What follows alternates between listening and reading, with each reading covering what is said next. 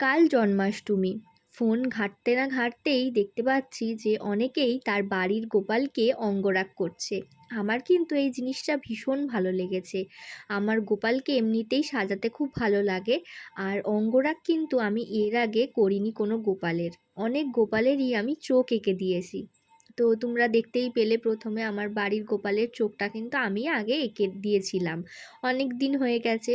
আর যেহেতু কাল জন্মাষ্টমী সেই জন্য ভাবলাম যে আমিও আমার বাড়ির গোপালের একটু অঙ্গরাগ করি। তো সেই ভিডিওই কিন্তু আজকে তোমাদের সাথে শেয়ার করছি। আশা করছি তোমাদের ভিডিওটা খুব ভালো লাগবে। আর পুরো ভিডিওটা দেখতে থাকো শেষ পর্যন্ত। আর শেষে আমার গোপু সোনাকে কীরকম লাগছে তোমরা কিন্তু অবশ্যই কমেন্ট করে জানিও, কারণ এই প্রথমবার আমি করলাম সেই জন্য। দোকানে রেডিমেড যে চোখগুলো কিনতে পাওয়া যায় অনেকেই সেই চোখগুলো বসায় আঠা দিয়ে, কিন্তু আমার ওই চোখ বসানোর থেকে হাতে আঁকাটাই বেশি পছন্দ হয়। আর হাতে আঁকাটা দেখতেও খুব সুন্দর লাগে, বড় বড় টানা টানা চোখগুলো হয়। সেই জন্য আমি কোনো দিনই দোকান থেকে রেডিমেড চোখ কিনে বসাই না, আমি একদম সুন্দর করে হাতে এঁকে দিই। আর দেখতেই পাচ্ছ অঙ্গরাগ করার সময় চোখেতে আমি আগেই প্রথমে সাদা রং দিয়ে দিয়েছি।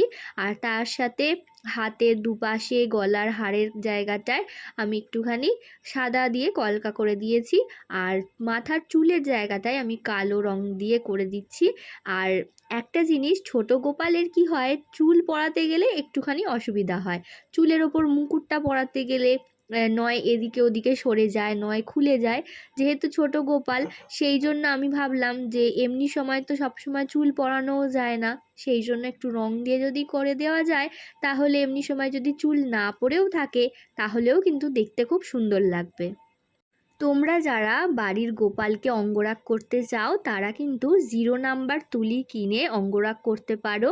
আর ফেব্রিক রং যে কোনো কালার, তোমরা যে যে কালারগুলো কিনে সাজাতে চাইছো, ধরো ময়ূরের পালক আমি এখানে করেছি সেই জন্য হালকা সবুজ, ডিপ ব্লু, হলুদ, লাল এগুলো লেগেছে।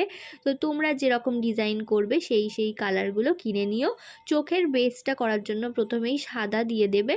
আর ভুরুটা আঁকার জন্য কালো, ভুরুর নিচে আমি এখানে হলুদ আর লাল রং ব্যবহার করেছি। তোমরা চাইলে অরেঞ্জ ব্যবহার করতে পারো, অনেকে নীল ব্যবহার করে, হালকা আকাশি। একদম শেষে চোখের মণিটা আঁকবে যাতে সমান হয়, দুটো চোখই একদম সমান হয়, সেই একদম মিডিল করে তোমরা চোখটা আঁকবে একদম শেষে। তো আমি কিন্তু আমার গোপালের অঙ্গরাগ করে ফেলেছি। কীরকম লাগছে ওকে অঙ্গরাগ করার পর তোমরা কিন্তু অবশ্যই কমেন্ট করে জানিও। জন্মাষ্টমীর দিন দুই বাড়ির গোপুসোনা কীরকম সাজে সেটা দেখতে হলে কিন্তু অবশ্যই আমার চ্যানেলে চোখ রেখো।